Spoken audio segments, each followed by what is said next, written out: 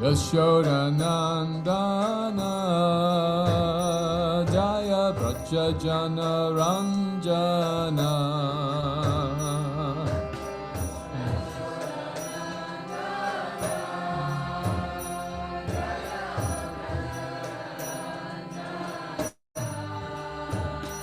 Jaya Yashodanandana Jaya Brajajana Ranjana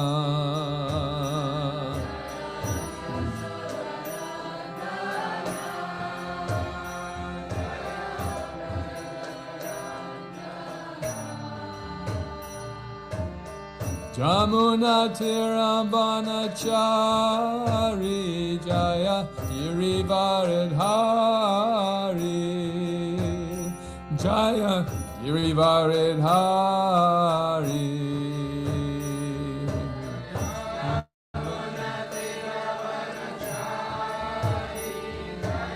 Girivaridhari Jaya Girivaridhari Gopi Jana Bala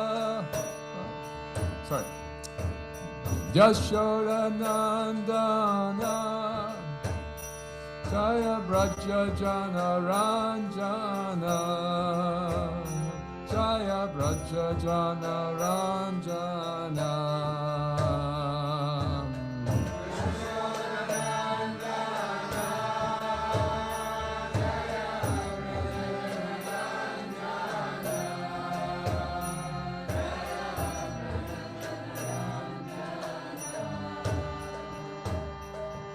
Jamuna Tirambanachari Jaya Girivaridhari Jaya Girivaridhari Jamuna Tirambanachari Jaya Girivaridhari Jaya Girivaridhari Radha Madhava Jaya Kunja Bihari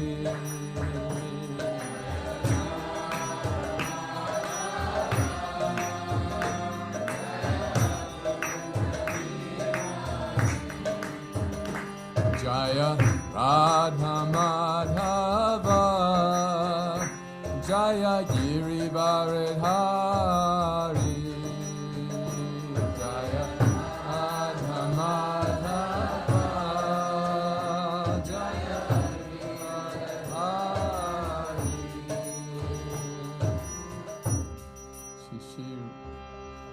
Radha Giridhari ki jai.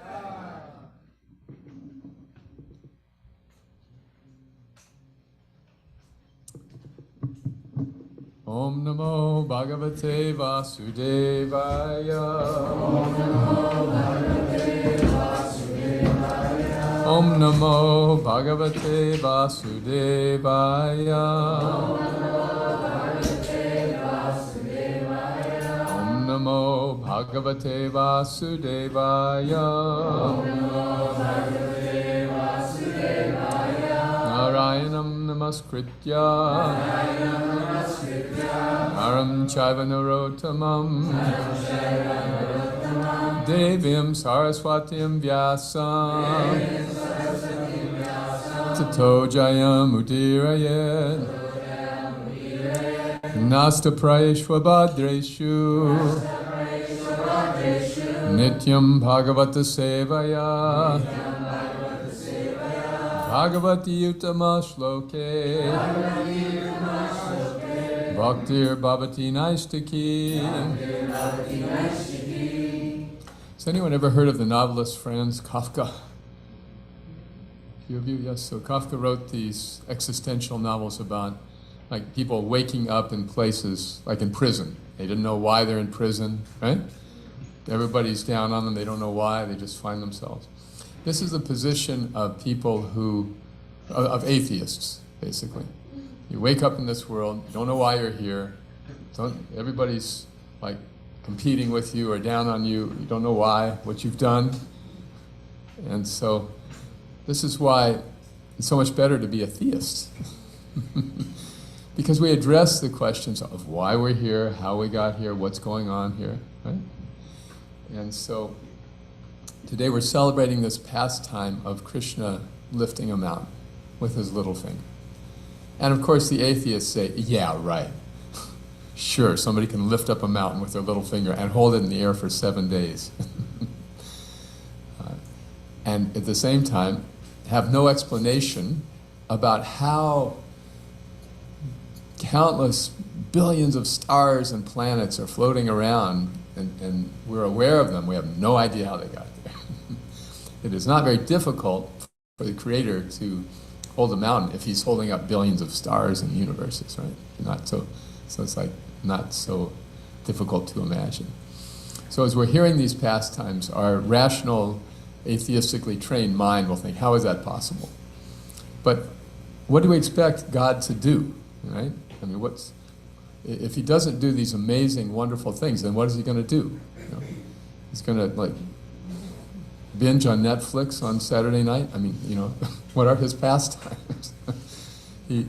So this is why Govardhan is celebrated, because it is such a visible, counterintuitive pastime. Srila Prabhupada would say that if people claim they're God, you ask them, can you lift Govardhan Hill? Never mind Govardhan Hill, just lift the front end of your Volkswagen, and we may believe you. So, as we read this today, we're going to read 4 chapters. We're going to be covering 4 chapters out of the 90 chapters of the 10th canto, and we'll give a quick preview. These are chapters 24 through 27 in the original. You have this earlier antiquated edition of God Who Dances. You don't have the snazzy new edition that's here, I'm sorry. But if somebody could find what chapter it is, because the chapters are numbered differently. Govardhan Leela, it's not 24 in that. Chapter 9, page 160. Okay, if you want to use the book, please follow along. But same thing will be on the screen, minus a few edits. So these 4 chapters, we're going to cover just a little preview. First chapter is Krishna questioning his father's worship of the demigods with some atheistic philosophy, which is very amusing that Krishna is speaking this atheistic philosophy. Why do you need to worship anybody? It's just, well, you get the results of whatever you do, so just work. And then redirecting the sacrifice for Indra getting upset about it and trying to destroy Vrindavan. I mean, really upset. It was one thing like when Brahma stole the boys and calves, but Indra tried to actually kill the calves and the residents of Vrindavan, or drown them. And then after that, when Krishna lifts the hill and defeats Indra, all the cowherd men are really blown away. So there's one short chapter called Wonderful Krishna, in which the cowherd men are saying to Nanda Maharaj, what is going on? And then finally the denouement, when Indra comes and apologizes and Sarabi praises Krishna. So these are the 4 chapters. All right, so we're going to have some dramatists reading these various parts. I'll be the narrator. Christina will fulfill a lifelong ambition to be Krishna. Shruti is typecast as the villain. Indra. And Prabhupada Priya will be Sarabi, and Nitya will be Nanda Maharaj. All right? And there are some passages where like all the people are speaking, like all the cowherd men are asking Nanda these questions. So when that comes, everybody please read, okay? When those passages come. You all set? Okay, worshiping Govardhan Hill. Lord Krishna saw the cowherd men preparing sacrifice to Lord Indra, honored king of paradise. So Krishna, knowing everything, then very humbly asked King Nanda why the cowherd men worked hard at such a task. Dear father, kindly stop a moment. tell your loving son the purpose of your effort and for whom it's being done. A saint like you would never lie, embellish, or pretend. He speaks straightforward, simple truth to enemy or friend. But even if you keep the truth from someone you don't trust, to keep it from your allies or your son would be unjust. While following tradition, doing what's been done before, some people practice rituals but don't know what they're for. Is yours a common ceremony held with wives and friends? Or is it something sacred that the scriptures recommend? He's serving Indra. Nanda beamed. With Vedic protocol, the clouds, his representatives, give sustenance to all. So people offer sacrifice like this with ghee and grain, the products Indra gives us to the agency of rain. The remnants of the sacrifice which Indra then dispenses allow mankind to prosper, be upright, and please the senses. Tradition says the sacrifice gives joy to heaven's master. Neglecting it is selfish and would bring us disaster.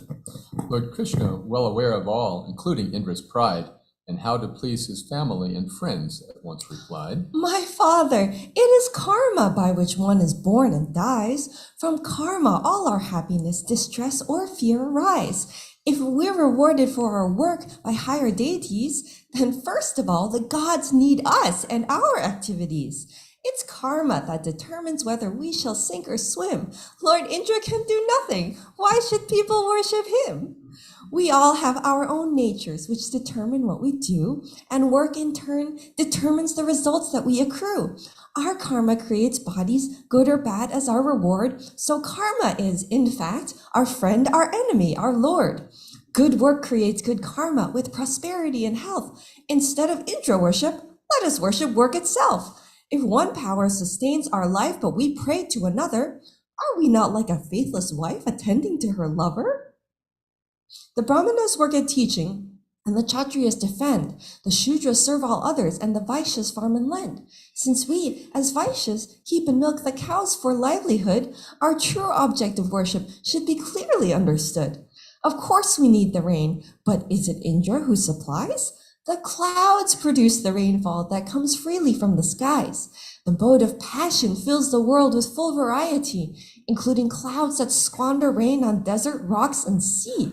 We live on hills with forests, not municipalities. The hills provide our water, food, and all necessities. Why waste your lovely offerings on unstained figureheads when you could bring them to a hill like Govardhan instead?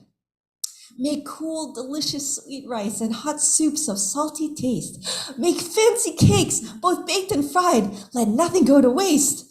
Assemble Brahmins qualified to light the sacred fire and feed and offer cows and gifts to them as they desire. Give food to lowly dog eaters, then the dogs and all who come.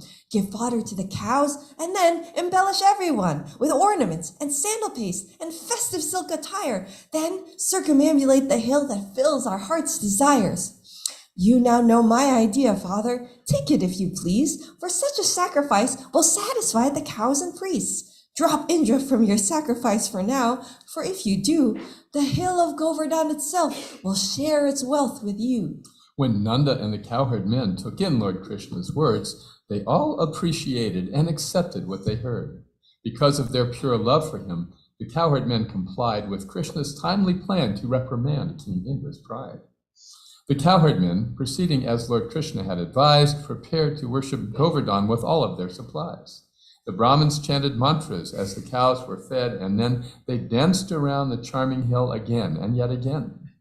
The lovely cowherd women, wearing rings and ankle bells, climbed into oxen-driven carts and rode around the hill. Their songs of Krishna's pastimes mingled with the Brahmins' prayers. Then Krishna, pleased with all of this, smiled broadly and declared, The hill you know as Govardhan is actually me. With that, the hill exhibited its personality and started to consume great pots of sabji, dal, and rice prepared by Nanda's subjects for the Indra sacrifice. People bowed before the hill, and Krishna did as well, although he was essentially prostrating to himself. Just see, The Lord proclaimed, how Govardhan has now agreed to come and shower blessings on our whole community. Since he can take the form of snakes and other deadly shapes, to fail to worship Govardhan would be a grave mistake. Festivities completed, all the citizens felt blessed and went back to Vrindavan with Lord Krishna and took rest. Chapter 25. Lord Krishna lifts Govardhan Hill. When he saw Nanda rearrange the honors meant for him, Lord Indra grew as angry as a god has ever been. He called his most destructive cloud Samvartika by name, and feeling like the king of all, stood smartly and proclaimed, These forest-dwelling bovine tenders, rich and drunk with pride, have let their Krishna cast my rightful sacrifice aside.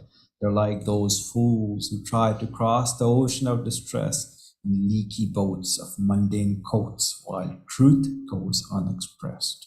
These cowherds dare to anger me so they can idolize a foolish boy who talks too much and thinks himself so wise.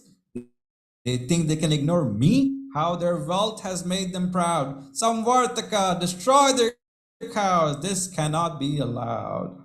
The winged gods will be helping you rebuke this land of grudge. My elephant, Airavata, will lead the entourage. Together we shall smash this village, then we'll see them bow to he who gives them rain and thus maintains their precious cows. Samvartika, who saturates the very universe, began to rain on Vrindavan until it was immersed. The clouds poured water ceaselessly on Nanda's soaked domain and frightened all the residents with lightning bolts and rain. Torrential rain in massive columns fell in endless flow. The high ground could no longer be distinguished from the low. The cows began to shiver from the rain and freezing wind. Their hands aloft, Lord Krishna's friends and family cried to him, everyone, "Oh Krishna, Krishna, no one is as grand and great as you. Protect our cows from Indra's wrath. And please protect us too." On seeing their distress and reams of storm clouds gone berserk, Lord Krishna knew the blasting wind and hail was Indra's work. Lord Krishna thought, My intervention led this god descend. Unseasonable rain, fierce wind, and hail to harm my friends. A god like Indra, strong and proud, is prone to such mistakes. I'll help him keep in mind he's here to give and not to take. This god is meant to act in goodness, not from foolish pride. I'll humble him. His ego has grown over-magnified. Since Indra has harassed my friends and brought them to their knees, I'll save them now, for I have vowed to guard my devotees. and then, just as a child might pluck a mushroom from the lawn, Lord Krishna stretched his youthful hand and lifted Govardhan. Oh, mother, father, friends! He called. Take shelter here for now. Be safe beneath this gracious hill, and don't forget your cows. Your rescue from the wind and rain has already been planned. Fear not, for I will safely hold this hill up with my hand. Their minds relieved by Krishna's words, the people all conformed, and with their wagons, cows, and priests escaped the deadly storm. As Krishna held the hill aloft, the people stared amazed and felt no hunger, sleepiness, or thirst for 7 days. They gazed with fascination at the sight of Nanda's son supporting the gigantic hill and pleasing everyone. King Indra, on the other hand, could not believe his eyes. He said, Our rainfall floods the ground, but then at once it dries. Samvartika, your lightning falls like flowers on that hill. Stop pushing air. Someone down there has greater strength and skill. Lord Krishna saw the tempest stop and sunshine fill the sky. It's over. He informed the men. You'll all be safe and dry. The river has receded. Let us go on with our lives. Go home now with your property, your children, and your wives. Collecting their respective cows and filling up their carts, the people under Govardhan got ready to depart. Then everybody stepped outside and saw with strength and grace the little son of Nanda put the hill back in its place.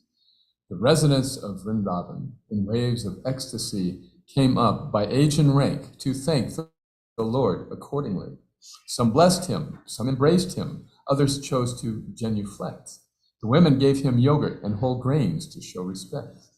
His father, mother, stepmother, and brother then appeared and hugged Lord Krishna feelingly while shedding happy tears. Completely overwhelmed with bliss, they blessed their darling boy, while denizens of heaven showered flowers out of joy. While drums and songs resounded through the heavens high above, the cowherd boys, the Lord's dear friends, surrounded him in love. The boys left Govardhan and let their cows eat grass and roam. The gopis, wrapped in thoughts of Krishna, ambled to their homes. Chapter 26, Wonderful Krishna.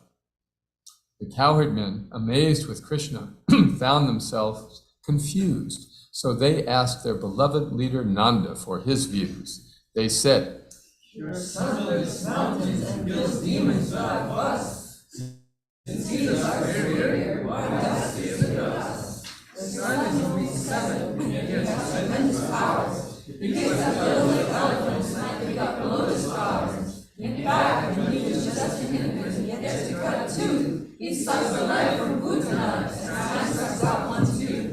At 3 months with his toe, he kicked the push car to the ground. At 1, he rolled the whirlwind in the air and brought it down. Soon afterwards, he told the earth the truth of trees. Can you explain the meaning of your son's activities? He killed the demon Vatsa, masquerading as a cat. He seized the demon Vaka's beast and tore the rogue in half. He spun the giant masses round and hurled them into trees, and danced around Kali's head with much dexterity. With all the feats and superhuman powers he bestows, how can we think of Krishna as a 7-year-old boy? And Nanda, let us ask you this now. Why is everyone so caught up in affectionate relations with your son? King Nanda said, my friends, please do not tax your heads. When Garga Muni studied Krishna horoscope, he said that Krishna would do miracles, and that is what he's done. Let me tell you exactly what he said about my son. Your Krishna has appeared before in many ages past, in white and red and yellow shades and sundry social castes. He was the son of Vasudev, the timeless stars proclaim. So in this lifetime, Vasudev shall also be his name. Son will carry countless names by his activities. He will keep your subjects happy and prevent calamities. Lord Vishnu comes when gods have failed and evil floods the earth, and your son is like Vishnu. Serve him well in this new birth. Continued Nanda, I've seen Krishna ever since that time behave so much like Vishnu, one might think that he's divine. the cowherd men, enlivened and relieved by what they heard, began to worship Krishna with sweet offerings and words. They saw how Indra pelted them with hail as sharp as knives, till Krishna simply lifted Govardhan and saved their lives. The strength and grace and kindness that he showed, as we discussed, is typical of Krishna. Oh, may he be pleased with us. Chapter 27. Lord Indra and Mother Surabhi offer prayers. Accompanied by Surabhi, the foremost mother cow, King Indra fell before the Lord in full prostrated bow.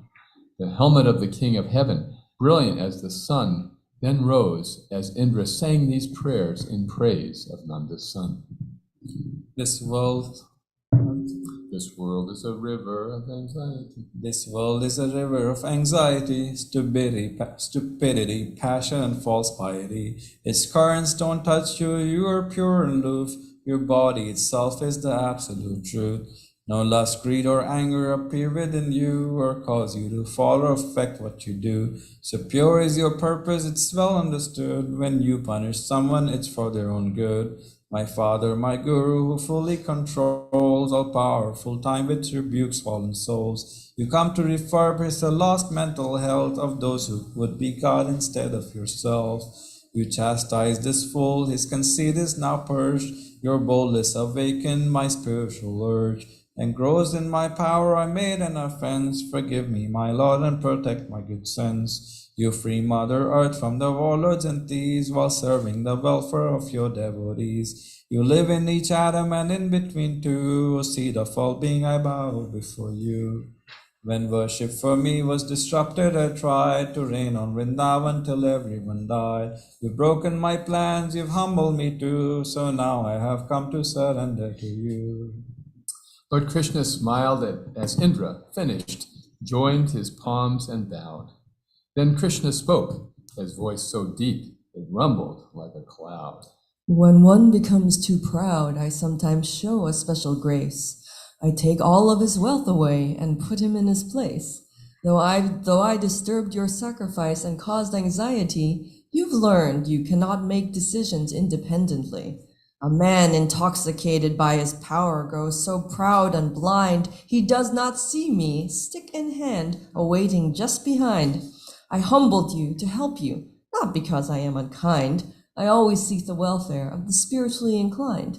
O Indra, take your leave now. You may stay as heaven's king among the gods and goddesses who frolic, dance, and sing. It seems you've learned a lesson now, and if it is applied, you'll do your duty soberly, without so much false pride. The foremost cow, Sarabi, then surrounded by the herd, began to speak to Krishna with these gentle, humble words. Krishna, Krishna, the mystic king, you're the origin of everything. You're our master, you never fail.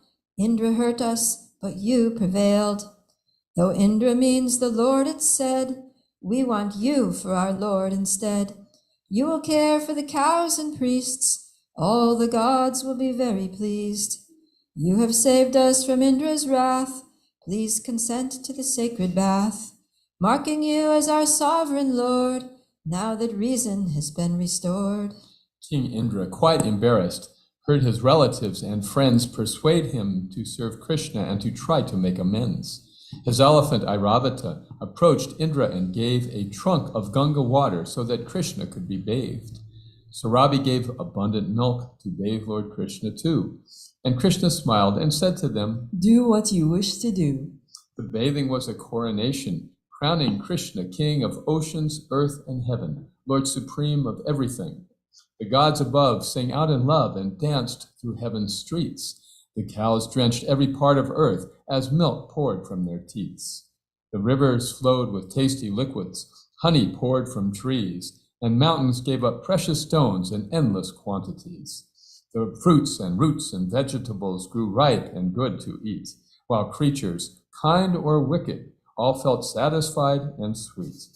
The leading gods threw waves of petals pulled from heaven's flowers, and residents of all the planets sang and danced for hours. Amidst this happy situation, Indra understood Lord Krishna is Almighty God, all-powerful and good. Again, he took the Lord's permission, joined his friends, and rode by mystic grace through cosmic space, back to the gods' abode. Here, Govardhan, Puja. Thank you. Thank you, readers. So yeah, we covered that pastime in a summary way. Would anyone like to offer some reflections or ask questions about this pastime? Gopi, Prabhu, and then Kunti. I just like how Indra brought the Surabi cow with him because he knew that he had to butter Krishna up a little bit. I think it's been explained like that, in that way. So I guess from that we can also learn if we've ever done any wrong or offended anyone. We can think carefully how to appease them and try and do something nice. Try and find out how to please them, what they would like. And in that way, try and get forgiveness and try and clear our offenses. Very good point. Very beautiful point. Yes. So Indra brought Sarabi to help soften the situation and to help be sure that Krishna would accept his sincere apology. Kunti, what are your thoughts? Just thinking Indra got so angry that he literally tried to kill all the purest devotees of Lord Krishna. And even though he did this out of pride, Krishna was like, it's okay, now you got your lesson, you go back to your role and you'll be fine. And so it just makes me think sometimes I make mistakes, which I think are not as bad as this. And I'm like, oh my God, Krishna probably don't love me anymore. I messed up and I feel so bad about myself. And then just reading this makes me feel no, he probably made this, whatever you learned as a lesson for you to keep going in a, realign you in the right direction. Very nice. Wow, that's a very deep realization too. So, we mentioned Lord Brahma stealing the cowherd boys. So when he came to apologize to Krishna, Krishna didn't say anything. He just sort of listened to him and then waved him off. But when Indra came, Krishna listened to him and spoke with him and explained, yes, this is a good lesson for you, and then sent him away.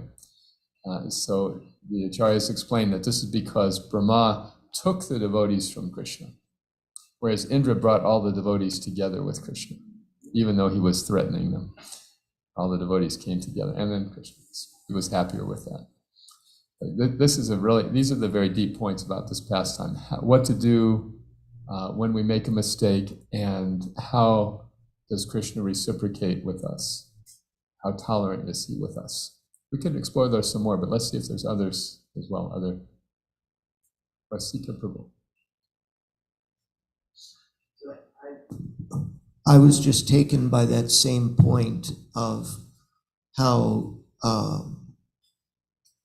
it's like Krishna actually arranged this scene for Indra's benefit, for his spiritual benefit.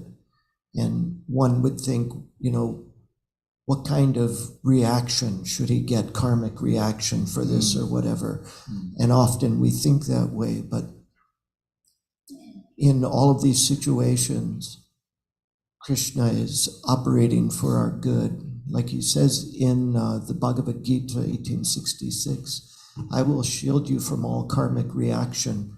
But then in the situation with Brahma, in the 14th chapter of the Srimad Bhagavatam, Prabhupada explains in the purport to the 8th verse that these things technically are not karma, but this is the Lord's arrangement for us in order to, these inconveniences and things that we struggle with are to help us disengage from our subtle desire to enjoy the material energy. Very nice, thank you. Yes, we're trying to teach Krishna consciousness by kirtan and prasadam distribution and book distribution and preaching. And Maya is teaching Krishna consciousness by kicking. Prabhupada said that. So we are actually on the same team. We're trying to do the same thing, just different approaches. Prabhupada Priya and then Kamesha. Well, since I had to do Surabhi's part, I was kind of meditating on a little bit, and I was thinking it's interesting that even though she goes to help Indra to apologize, but she also kind of calls him out. She says things like, Indra hurt us, and basically he's unsuitable to be anyone's lord because, the way his behavior is just not very lord-like. And Krishna, we want you to be our lord instead. We just reject him as a leader. So we want you. And we think that'll make everyone happy because you actually take care of your subjects, unlike Indra. So I just thought it was interesting how, sometimes we turn to devotees for help to solve our problems, but they may also instruct us that actually you got yourself into this and you need to do the right thing. That's right. So, That's right. This is how, as Gopi expressed with that eloquent verb, that Indra brought Surabhi to butter up Krishna. And so in doing so, Surabhi was critical of Indra. So Indra was making his own protestations. I'm so foolish, and please forgive me. But when Surabhi came and said, yes, his own cow. So yes, confirmed. That enhanced the impact of the apology. Yes, thank you. Kameshi? I was thinking at this point, some people practice rituals but don't know what they're for. I feel like it's a very important point because sometimes we so attached with the scripture saying in such a way that we don't understand what we follow. And we kind of go deep that way, and we want to impose to others that philosophy, but it's very important for us to understand what we're doing and what is the reason we're doing. And in the end, we're doing everything is for pleasing Krishna. Yes, it's said that if our rituals bring us love of God, if our rituals don't bring us love of God, what good are they? And if we have love of God, what is the need of the rituals? So rituals are a tool and not a means. They are not the methodology, but those who are nominally Vaishnavas, but don't understand this point, are very attached to the rituals. And those who are not Vaishnavas are extremely attached to these rituals. For example, the Varnashram system is a ritualistic system. You do this, and then you do this, and then you do that. So in the impersonalist order, you cannot even begin your spiritual life until you enter sannyas ashram. Everything before that is just Maya. When you are actually serious about sannyas, then spiritual life, then you take sannyas.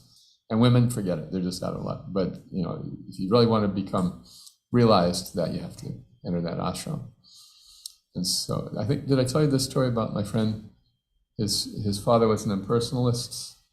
Did I mention this in class? I don't remember, but forgive me if I did. I'm sorry.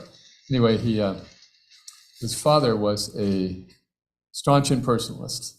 And so when he was of age, he took sannyas. He just left the family and they never saw him again. And his wife was just so heartbroken that she died a year later. And the older son said, "Don't worry, mother, I'll take care of you," but she couldn't handle it. And the younger son, seeing his mother suffer so much, completely renounced religion and said, I want nothing to do with this. If this is such a cruel system that it leaves people by this ritualistic behavior, it leaves them brokenhearted like this. So the devotee is able to use rituals when they're helpful, but does not consider them the methodology for self-realization. As you say, the method is pleasing Krishna. What's the other very prominent example of this from the 10th canto? The wives of the yogic Brahmins, yes, they're doing all their rituals, but they miss the chance to give Krishna some bhoga, which their wives took up very enthusiastically. And then the Brahmins were cursing themselves. How could we be so stupid? So if somebody is attached to following a ritual at the expense of a relationship, they have not understood properly. Okay, thank you, yes.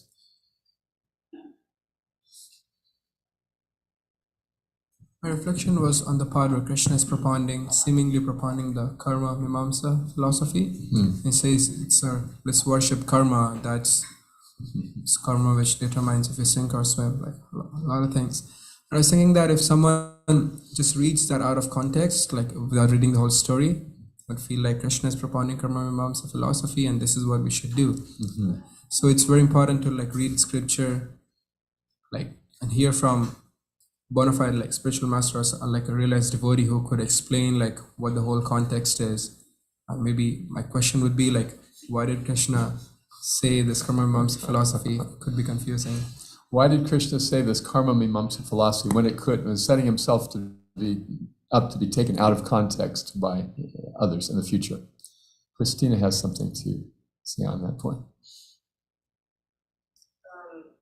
I guess I'll offer my special insight as the voice of Krishna here. Well, I was actually just also thinking about that passage, and for me, it was actually if you have the story in context and you have someone like Srila Prabhupada to explain it, then you see that philosophical speculation is actually good and useful. It is, you have the ways of doing things, you have the rituals, you have the things that that you've done, generation after generation, but it's also good to question it sometimes and to use your mind and to think about why do we actually do this? Does this actually make sense? What if we think about it and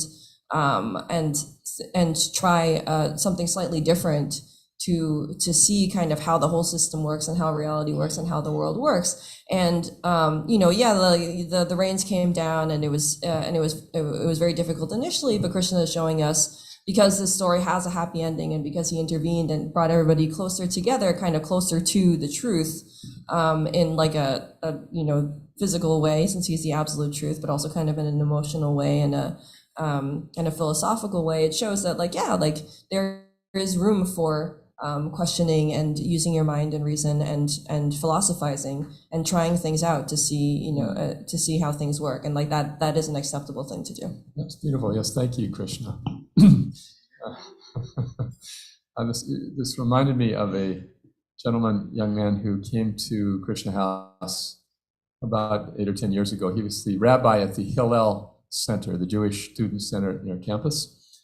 And we would invite these leaders of different religious groups. All of them are practically, right now, they're just dwindling so fast. It's amazing. But at that time, they were all kind of active. And so I would invite the leaders, come over and talk to our students about your faith. And so he came, very nice gentleman, and a good friend of mine. And he said, I used to live just up the street here. And in the mornings, I would open my window so I could hear you guys chanting, because it was so peaceful. And I guess it helped him sleep. Apart from being disturbed by it, he appreciated it. So then devotees were asking about Judaism, and then this point came up. So what is it that gives you conviction in Judaism? Why do you practice it? And he had to think very hard. And then he said, because my ancestors have sacrificed so much. So it was more out of obligation and ritual and less out of like depth of spiritual realization. So this underscores your point. We have to think about what it is that why we're doing what we do. Now, of course, the obvious counterpoint of that is that we have our rituals in our Krishna House Sangha, right? We have the Mangalarti ritual, we have the Tulsi ritual, we have the Nanda writing on WhatsApp ritual, to clean things up, put things away ritual. But superficially, people would look at, say, our morning program and say, well, this is just a ritual. So what's the difference? Prema, you want to venture? Well, everything that we offer, for Arti, for example, everything that we offer has a significant meditation that can be, it's written in the Pujari room, so if anyone's interested and hasn't seen it, like when we're offering certain things, we can offer that as like our own mind, our own intelligence, or our own false ego, where we're just like purifying that in service to Krishna. And the words of the song, it might sound like we're just chanting some hymns, but if we actually, it's all about like our personal endeavor to meditate on the intention and the meaning behind all of these things. That's what makes it non-ritualistic, is our own endeavor to understand the deeper meaning. In other words, there is depth and meaning behind. We have to dig a little bit to find it and understand. So I would say look at Lord Nityananda, for example. There and you think about kind of the way Rupa Goswami says that everything is in service of always remember Krishna and never forget Krishna. Yeah. So it's like, there are rituals, but it's like we also have these acharyas in our line who totally disregarded them, and all this serves to really focus on the point of these primary principles. But I also wanted to note that Judaism has a really strong tradition of philosophical discussion, yes, as well. Especially the what do you call it, Hasidic tradition. Yeah, same in Islam. There's the Sufi side has this more mystical and open-minded approach as opposed to dogmatic. You could say that generally about Bhakti and Hinduism as well. Yeah. Okay. Yes, Nita?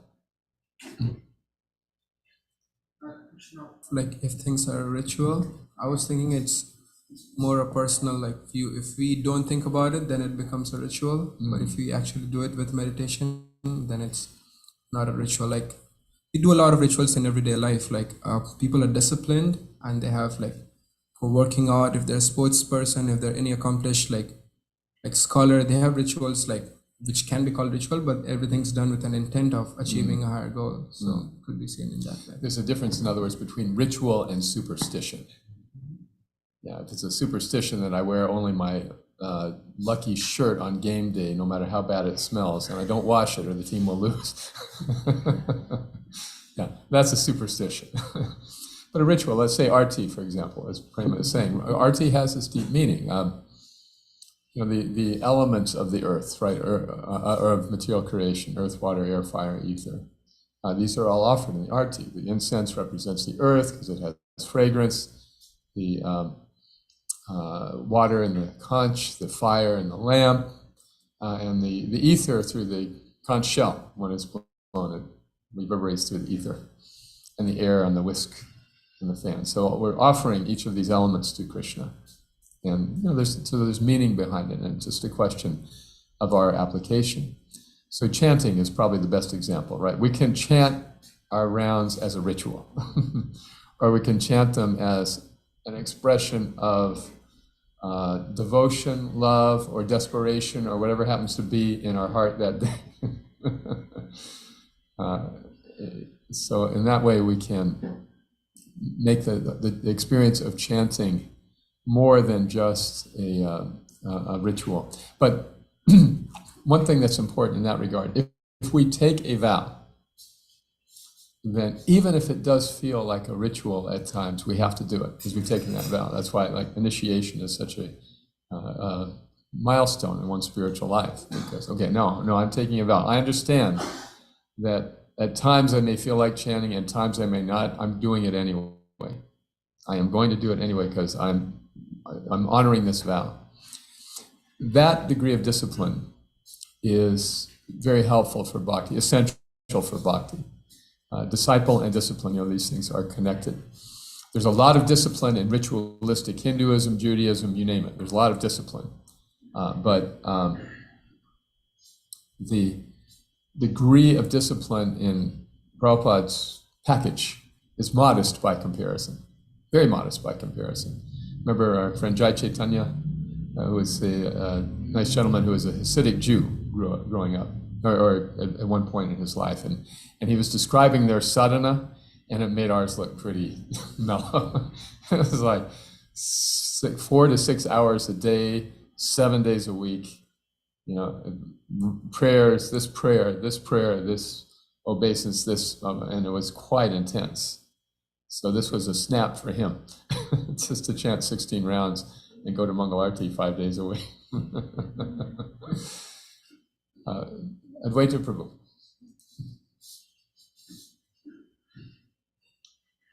Hare Krishna, thank you very much again. In the light of Krishna consciousness being a science, I like to think of being less of a ritual and more of protocol, because we live in a society where people are kind of allergic to things like religion, rituals. It's kind of repulsive in a way for a lot. So as we speak about protocols and guaranteed results, as we do them and follow them to the dot, it might be a better angle. Thank you very much. Do you remember the excerpt from Prabhupada's Purposes of ISKCON in this regard? That phrase that he uses. He says, the purposes of ISKCON are to teach the techniques of spiritual life. I know for myself as a young seeker, that was exactly what I was looking for. I'm like, what is the protocol? What are the techniques of spiritual life? I want to know how this works. I want to get it. I want some results. And I'm willing to give my energy for that purpose. Yeah. Welcome to the Krishna Conscious Lab.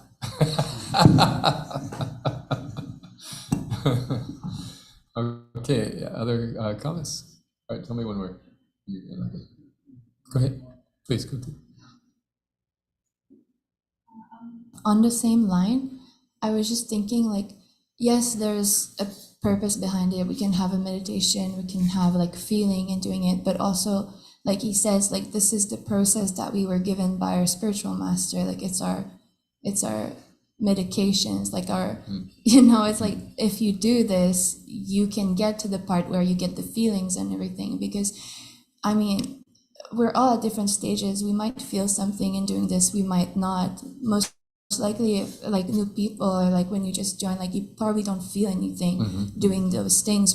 But because you keep doing it, slowly remembrance comes and then feelings arise. So it might feel ritualistic at first, but it's just the process too. Yes, that's really an excellent point. You know the phrase "fake it until you make it." Does that apply in Krishna consciousness? Yes, it does, with 3 caveats. Oh, yeah. Right? First caveat is that make sure that you're aware that you're faking it and you haven't made it yet. And the second caveat is make sure that you're not just faking it to make other people think that you've made it. And the third one is that while you're faking it, pray that you can make it someday.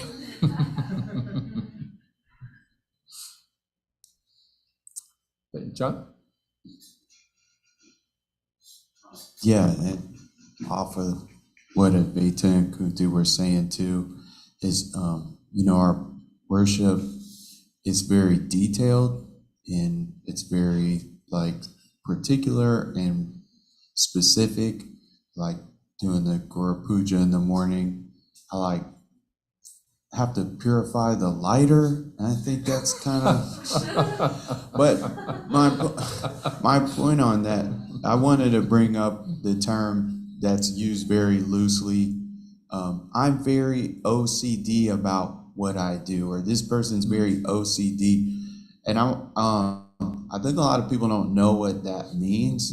OCD is like a medical condition that if I don't wash my hands 6 times a day, something bad's gonna happen to my mother.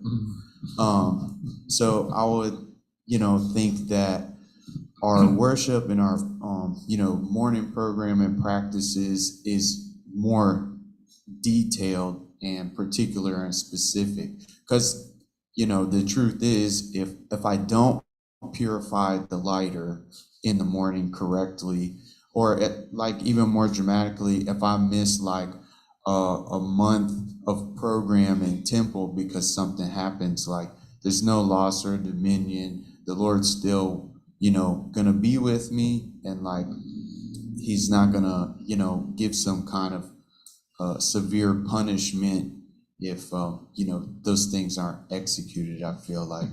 Yes, this is again the difference between superstition and actually a meaningful offering to Krishna. And it's said that the relationships amongst devotees take priority over the rituals, to the point where if a devotee enters the temple room, the pujari is permitted to stop the arti and welcome the devotee. So, practically speaking, the way my understanding of this works, John, is you just have to make adjustments based on what you feel will please Krishna at that moment. And that's always the GPS. Is it going to please Krishna more if I purify the lighter? Or it's going to please, and there's nothing around, I got to stall for 5 minutes while I get there. Or is it going to please Krishna more if I just go ahead and do it? Even if there's some details. There's a mantra. Does anyone know this mantra? After a ritual, you're supposed to say this mantra. It's long, okay. It basically says, whatever I did wrong, please excuse. Once in Atlanta, Prabhupada was doing the Guru Puja for Srila Bhakti Siddhanta. I happened to be there on this occasion, it was 1975. And as he was offering the conch shell with water, there was no vessel to put it in on the tray. So he turned to the temple president, Balavanta Prabhu, and said, bowl, like a bowl for the water. And Balavanta, the young devotee, he didn't know what Prabhupada meant, so he said, hey, bowl, hey, bowl. So Prabhupada seeing the whole situation, he just casually flicked a conch of water towards the tulsi plant, and it flew in a beautiful straight arc and landed in the tulsi plant. So this is a good example of how what pleases Krishna is not just based on rituals, it's based on loving relationships amongst the devotees. Neither did Prabhupada want to embarrass Balavanta any more than he had already embarrassed himself. Nor was Prabhupada concerned that if there wasn't a bowl for the water, that Krishna would not accept the offering. Nor was he concerned that this water was offered, and can it be offered to Tulsi or not, because she's a pure devotee. And then he went on. Okay, last point. Okay, Prema, you have the last word. Hare Krishna. It's a thought. I just wanted to I really agree with this mood of it's not we don't have to be rigid about things, and we should just to please Krishna. But also there's a saying, devotion is in the details, and so we should try to be detail oriented, because that is a very careful way that we can express our devotion to Krishna, especially in deity worship. Every little detail that we offer, everything that we clean very nicely, that corner over there that nobody looks at, everything counts, and Krishna sees that so deeply. Very good. Yes. The path to Krishna, the train to Krishna has two rails: the Pancharatrika Vidhi and the Bhagavad Vidhi. So Pancharatrika is the rules and regulations, and the Bhagavad is sharing Krishna consciousness. So the train goes best if there's a balance between the two tracks. But Prabhupada said if it's only one, it should be the Bhagavad Vidhi. There was a rather kind of ritualistic oriented devotee who was giving a class in Mayapur a couple of years back, and he said that, and he meant he was dead serious about this. Just if you want to be a Brahmin, you have to take a bath anytime you touch your shoes. A Brahmin never touches his shoes. If a Brahmin touches his shoes, they have to take a bath immediately. So how much preaching could we do? Or imagine, our guests come in, oh, you touched your shoes, the shower's upstairs. So it's easy to get a little preoccupied with the Pancharatrika Vidhi, but the Bhagavad Vidhi, that is sharing Krishna consciousness, always has a higher status. All right, Govardhan Puja ki jai. And I just did want to say, I forgot to mention up front, every time I come here, I just want to say how much I appreciate each and every one of you being here.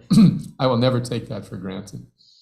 It used to be devotees in their 60s and 70s, devotees just joined automatically. We took it for granted, right? Right? Yeah, always going to be devotees joining this wonderful movement. Yeah. No more. I'll never take it for granted again. So thank you for being here. Hare Krishna.